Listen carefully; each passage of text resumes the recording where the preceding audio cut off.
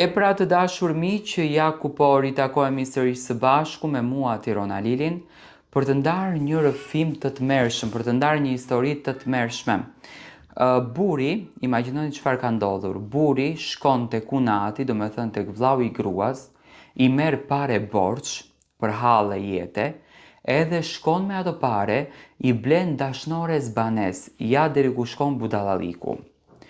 Nuk e ka menduar kur se do të vinte thot dita që unë të flisja për jetën time me kaq shumë dhimbje. Nuk e ka menduar kur se njeriu me të cilin unë e ndava thot bukën, shtratin, ëndrat edhe vitet më të bukura të rinisime, do të më shëndronte në një grua të thyer, të turpëruar edhe pa zë. Jam martuar nga dashuria. Të paktën kështu besoja unë. Burimi ishte njeri që dinte të fliste bukur, të mbushte mendjen se ishte i ndershëm, punëtor, familjar, më premtoi një jetë të thjeshtë, por të ndershme, thot. Nuk kërkoja pasuri, në asnjë mënyrë. Kërkoja sigurinë edhe respekt, atë gjë që një grua mund ta kërkon. Në fillim, gjithçka dukej normale. Jetonim me qira, punonim të dy, bënim plane për të ardhmen. Vëllai im ishte gjithmonë pranë nesh, kishim një raport të jashtëzakonshëm. Ai ishte shtylla ime, ishte më i madhi në familje, njëri zemërgjër, punëtor që gjithmonë thoshte motra ime s'do të mbetet kur pa ndihmën sa të jem unë i gjallë, e thonte vllau im. Dhe realisht ndihmoi, por ndihmoi gabimisht. Një ditë buri im erdhi në shtëpi shumë i shqetësuar. Më tha se kishte një mundësi pune, por i duheshin para për të investuar këtë punën. Nuk ishte shumë e shumë, por për ne ishte shumë realisht. Unë s'kisha kursime, ai uli kokën edhe tha, do flasta me vëllain tënd. Vetëm si borxta edhe doja kthej për disa muaj parat. E besova, si grua i besova burit tim, si motor i besova gjakut tim. Vëllai im pa shumë pyetje i dha parat. As kontratë, as letra, vetëm besim, vetëm fjalë e një burit. Muajt kalonin, investimi nuk u përmend më. Sa herë pyesja i nervozohej. Filloi të kthehej vonë, telefoni i tij u bë sekret. Fjalët e ëmbla u zhdukën dhe në shtëpi nisi një ftohtësi e madhe. Unë ndjeja se diçka po prishej, por nuk doja që ta besoja realisht. Derisa erdhi dita që mua shpirtin ma shkatroi komplet. Një komshi më ndaloi në rrugë dhe më tha me zë të ulët. Mos u mërzit, por e kam parë burin tënd shpesh me një grua tjetër. Jetojnë bashkë. Më iku toka nga këmbët, u përballa fillimisht më mohoi, pastaj heshti, pastaj shpërtheu, më tha se nuk më donte më, se unë isha bërë e mërzitshme, se ai e meritonte më shumë.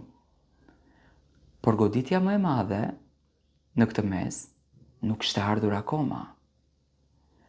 E vërteta doli dal nga dal, si thik që futet nga dal në mish. Parat që kishte marrë borx nga një vëlla, nuk kishin shkuar për biznes, nuk kishin shkuar për familjen tonë, nuk kishin shkuar për të ardhmen tonë. Me ato para, buri im kishte bler një banesë për dashnoren e tij. Një shtëpi, një çati, një stre dashurie me paratë e vllaut tim, me besimin tim, me dinjitetin tim të shkelur. Kur ja thash vllaut tim këtë të vërtet, ai nuk foli. Vetëm u ul dhe uli kokën. burr që nuk qante kur ishte vllau im. Ju mbushën syt me lot. Jo për parat, por për tradhtin, për faktin që kishte besuar te burri i motrës së tij. Burri im u largua, pa ndjes, pa kthyer borxhin, pa turp, më la pas një martesë të shkatruar, një familje të përçarë dhe një borxh që realisht nuk është i imi. Sot jam një grua që po ringrihet ngadalë. Ende më dhëmb, ende më vret mendimi se si dashuria mund të shndrohet në një mashtrim, se si një burr mund të shes nderin për një dashnore. Por realisht një gjë e di, parat humbën, burrat e rem largohen, por gjaku mbetet gjak. Vllai im ende nuk më thot mos u thyej, ti nuk humbe, ai humbi gjithçka. Edhe unë po mësoj ta besoj këtë ditë pas dite, lot pas lotje, hap pas hapi. Në fakt, kjo është historia e kësaj zonje, e cila me lot në sy tregon se çfarë tmerri ka përjetuar nga bashkëshorti i saj, që realisht dikur e ka besuar shumë si një gjën më të shenjtën të saj, por sot, do me thënë, kjo gjë i del mashtrimi më i madh, i del hipokrizia më e madhe, i del gënjeshtra më e madhe nga një njeri që e deshti, e besoi, i dhuroi vëmendjen, i adhuroi fokusin dhe më në fund ky njeri e tradhton duke i bler banesën dashnores. Unë e di që emocionet, ndjesitë shpirtërore të çojnë të lidhesh me një tjetër, të krijosh një lidhje tjetër, të krijosh një dashuri, të krijosh një emocion, por nuk është reale dhe nuk është njerëzore të shkatrosh shpirtin e fëmijës tënd, të shkatrosh jetën e fëmijës tënd, të mos i sigurosh bukë fëmijës tënd, të marrësh lek borxh, të fusësh familjen në borxhe për çfarë? Për t'i bler dashnores tënde një banesë që do të thënë ajo nuk ka asnjë lloj lidhje dhe vlere me ty, është thjesht një personazh që ti e ke njohur në jetë dhe nuk ka fare kuptim. Dhe kjo në fakt është tmerri më i madh. Kjo është drama më e madhe që po ndodhen në familjet shqiptare. Ndoshta këto histori do t'ju duken pabesueshme, por më besoni që janë më se të vërteta. Janë histori që kanë shkatruar familje, dhe vajza që kanë ardhur në jetë dhe kanë shkatruar familje dhe familje. Dhe për këtë gjë realisht më vjen shumë keq.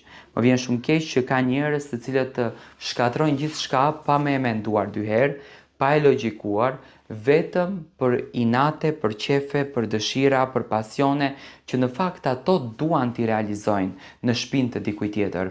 Dhe sot kjo grua është në borxh. Unë dua ta falenderoj këtë vëlla që nuk e fut ka në mes këtë motër, se çan nuk dëgjojmë te Eni Çobani, por gjithsesi dua t'ju them familjeve disoni, sepse familja është e shenjtë.